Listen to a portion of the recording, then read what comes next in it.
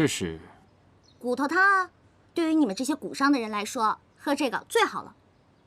哦，想不到你竟然什么都懂啊！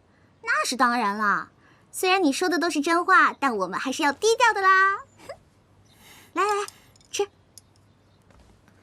尝这个。王爷，独孤啊，独孤，又这么巧，我这灵齐王府的门槛要是再低点儿，估计就被你独孤踏平了吧？王爷，孔子曰：“独乐乐不如众乐乐嘛。”对啊，孟子也曰。孟子曰什么？孔子曰的对啊。来来来，快吃饭。王爷，今后打算怎么办？为什么你们都劝我和二哥为敌呢？他是我的亲兄弟，又年长于我，如今大哥不在了，他自然为长。有些想法也在所难免，本王尚可理解。难道王爷就真不想坐那个位子吗？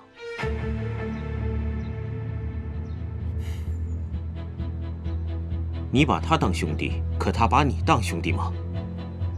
大王爷尸骨未寒，他却做出这样的事情，难道王爷你还不明白吗？他在意的不是晴柔姑娘，而是你。本王会保护好自己，也会保护好我未来的王妃。可事实是，在王爷大婚的当天，你的未婚妻被绑架了，而王爷你也受了重伤。哎呀哎呀！干什么？真是的，食不言，寝不语。妈妈没有教过你们吗？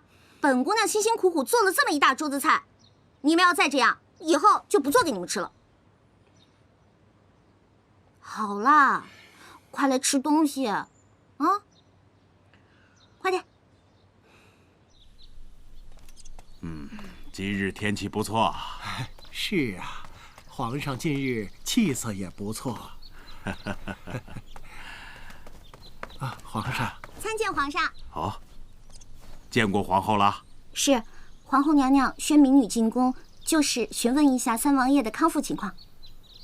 看来你与琪儿的婚事还要再往后拖一拖。皇上，皇上，不碍事。老了，不比年轻的时候了。皇上，恕民女冒昧，您这胸闷气短，神乏疲惫，是不是有一段时间了？哦，你对医术还有所了解？是不是偶尔还会忘事，久坐后还会有身体麻痹，连体重也有所增加呀？我看你啊，可以直接进太医院。刘太医说朕胸闷心悸，也给朕开了一些疏胆利气的汤药，可朕啊，不爱喝呀。皇上，依民女之见呢，这刘太医啊说的也不错，只不过呢，这病不一定要靠药来治。不过皇上，你以后一定要少吃盐，什么酱菜啊、咸肉啊这些的上不了台面的，您就甭理它了。贝类海鲜啊也要少吃，您一定要多吃瘦肉、豆腐、鱼汤之类的。偶尔呢，也要来御花园散散步，相信很快就会不药而愈的。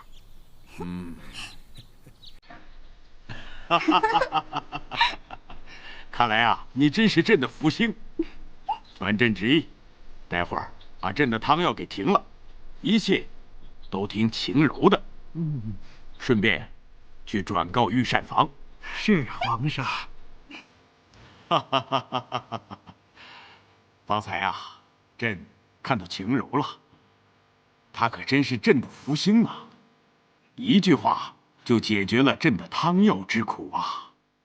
朕看晴柔姑娘气色不错，而且这段时间照顾琪儿的伤也是尽心尽力，琪儿的伤也快痊愈了。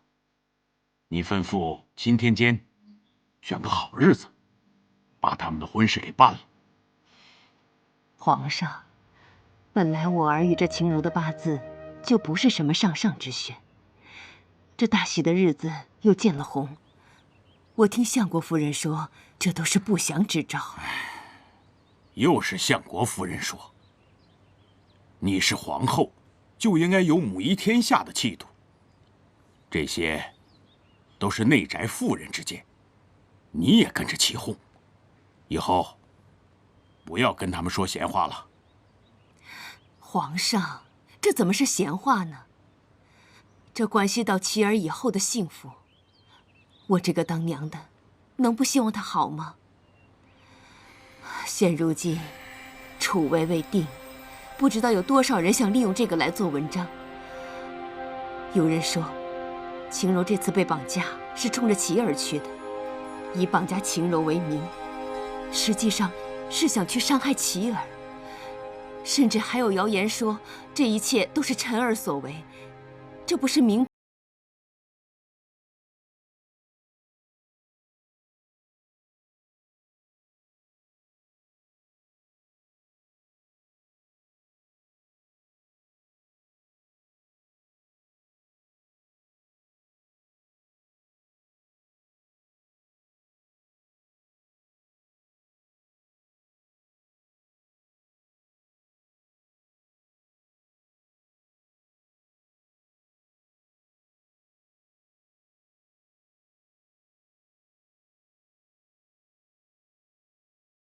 目的事还少吗？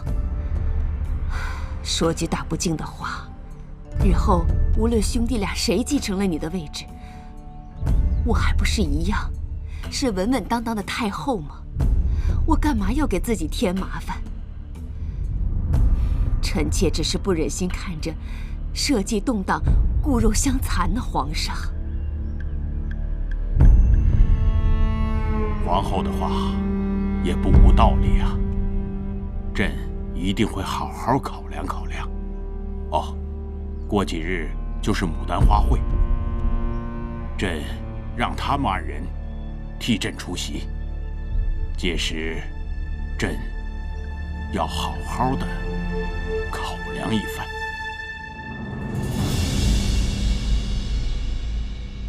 舅舅，母后说动父皇了吗？也不尽然，但总算有了进展。这次牡丹花会过几天就要开始了，这万花会看似平常，但其实是你和谢延琪对未来社稷的一次交锋。皇上一定会派人前往观看，我们可要把握住机会啊！我已准备了多首以牡丹为题的七言七律，画作也在勤加练习，所以定不负舅舅所望，请舅舅放心。不，这还不够，我们必须要坐实你的储君之事。现在该麻烦悬空的老和尚了，我们给了他上千银两的香火钱，现在他也该为我们办事了。还是舅舅老练，那侄儿就静候佳音了。不知道嫣然怎么样了？别提他，